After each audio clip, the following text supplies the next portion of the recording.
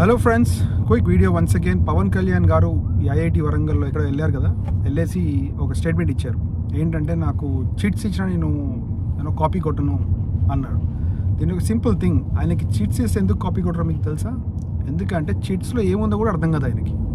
అసలు చదువు రాకనే ఫెయిల్ అయ్యారు కదా. ఇంటర్ 3 గ్రూపులు చేశారు, ఎంఈసీ, ఎంపీసీ, సిఈసీ, ఇంకేవో చేశారు. సో చిట్స్ ఇచ్చినా ఎందుకు కొట్టలేదు కాపీ అనడానికి కారణం ఆయనకున్న ప్రిన్సిపల్స్ కాదు, దాంట్లో ఉన్నది ఏంటో అర్థం కాక. అయితే నేను తమాషా ఎందుకు చెప్తున్నానంటే, ఒక పక్కన బండి సంజయ్ గారు ఇష్యూ అవుతుంటే దాని మీద కమెంట్ చేయాల్సింది పోయి స్టూడెంట్స్కి చిట్స్ ఇచ్చిన కాపీ కొట్టద్దంటే ఏంటి మీరు చెప్పేది? అంటే బండి సంజయ్ లీక్ చేసే కానీ తప్పు అయినది కాదు, స్టూడెంట్స్ జాగ్రత్తగా ఉండాలి అంటున్నారా మీరు? నాకు తెలిసి మొన్న బండి సంజయ్ లీక్స్ అయినప్పుడు బీజేపీ పిలిచి ఉంటుంది మిమ్మల్ని. ఉన్నావు మన తెలంగాణలో పొత్తులాగా ఏమీ అనవు టీఆర్ఎస్ని బీఆర్ఎస్ని.